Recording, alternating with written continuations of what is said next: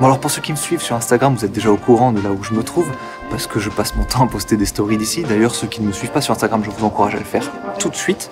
Et pour tous les autres, eh bien sachez que je suis ici à WeWork, dans le 13e arrondissement à Paris. WeWork, c'est un espace de coworking sur 9 étages, 8, et là on est au 8e, dans lequel il y a énormément de startups qui travaillent. Et en fait, j'ai été missionné par une startup d'ici pour travailler 3 semaines. Et 3 semaines, c'est parfait, c'était exactement le temps dont je disposais avant de partir au Japon. J'ai envie de dire, il y en a qui ont la vie un peu plus dure que la mienne, je pense, clairement. Donc que dire sur cet endroit, à part que je me plais énormément, qu'il y a une tireuse à bière à volonté et à cidre, surtout, moi c'est le cidre que j'aime, que tous les endroits sont excellents, le mobilier est vraiment cool, tous les canapés sont vraiment trop confortables. En plus, tu peux rencontrer pas mal de gens parce qu'il y a beaucoup de startups, alors des gens qui ont pas mal d'idées en tête, etc. Donc je passe un moment vraiment très cool ici. Alors 2 mots sur la mission peut-être, parce que c'est toujours un peu intéressant. Je suis ici pour faire du Angular, et un petit peu d'AngularJS. Je traduis quelques vieilles briques de code qui sont AngularJS vers Angular. Et sinon, j'y développe des trucs vraiment trop cool. Je progresse énormément à travailler ici, donc je suis très content.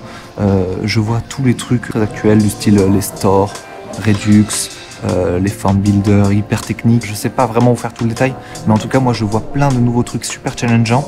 Et j'ai vraiment l'impression de faire du vrai code stylé, quoi. Et puis si je devais vous parler du Japon, pourquoi je vais au Japon?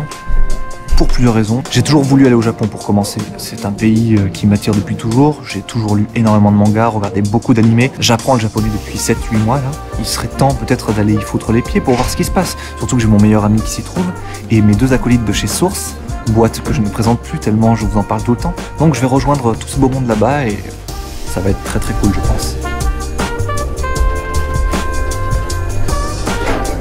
Vous avez aimé ce plan d'ascenseur? Bon, ben sachez qu'au moment de tourner, en fait, je descends du 8e vers le rez-de-chaussée. Poum, il y a un truc qui s'arrête au 6e. Je fais, oh, qui est-ce qui m'empêche de tourner mon plan comme je le voulais? Qu'est-ce qui m'interrompt dans ma descente? Et là, je me retourne, je tombe nez à nez avec le chef de ma start-up, quoi, le boss de la boîte. Et donc, ça a fait une situation un peu cocasse où il m'a vu avec mon appareil comme ça, en train de filmer. Et voilà, on a dû papoter un petit peu. Je lui ai expliqué ce que je faisais et c'était assez marrant. Très cool, très cool ce monsieur d'ailleurs. Vous voyez là autour de moi, c'est quand même assez beau. Et je pense que un bon environnement comme ça met vraiment dans trop bonne disposition pour fournir un travail vraiment de qualité. D'habitude, j'aime pas trop venir au taf. Je préfère rester chez moi parce que je suis super bien installé et tout. Mais ici, ça me dérange pas. Je me fais une demi-heure de vélo, aller, une demi-heure retour. Mais au final, quand je suis là, je suis tellement bien. Regardez comme c'est beau, regardez tout le mobilier, comme c'est trop stylé. Il y a le soleil qui tape tout l'après-midi. Je vois pas comment on pourrait faire mieux comme condition de travail. Donc, c'est un énorme plaisir pour moi de venir ici. Tout à l'heure, je vous ai raconté que je partais au Japon. Et justement, je voulais profiter de ça pour vous expliquer un truc assez cool. C'est qu'au Japon, j'y vais, bon je vais faire du tourisme c'est sûr, j'y vais pendant 15 jours, mais de l'autre, j'ai vraiment l'intention d'y aller et de travailler. J'emporte avec moi un projet que j'ai pour un client dont je m'occupe moi-même personnellement, donc c'est très cool, je peux travailler pour lui d'un peu où je veux dans le monde.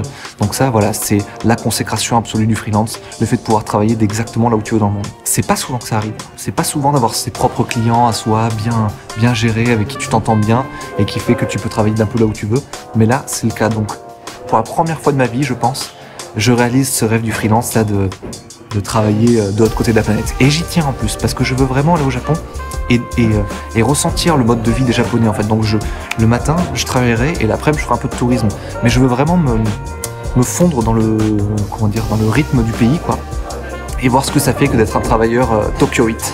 J'ai trop hâte. Mais oui, je fais juste cette petite parenthèse parce que voilà, j'aimerais revenir un peu sur tous ces gens là qui font des vidéos, tous ces développeurs freelance un peu comme moi qui font des vidéos et qui vous disent que direct vous pourrez aller travailler à l'étranger hyper facilement et que c'est trop cool, que c'est la belle vie, que vous gagnerez des milliers et des milliers d'euros en faisant quasiment rien et à l'étranger.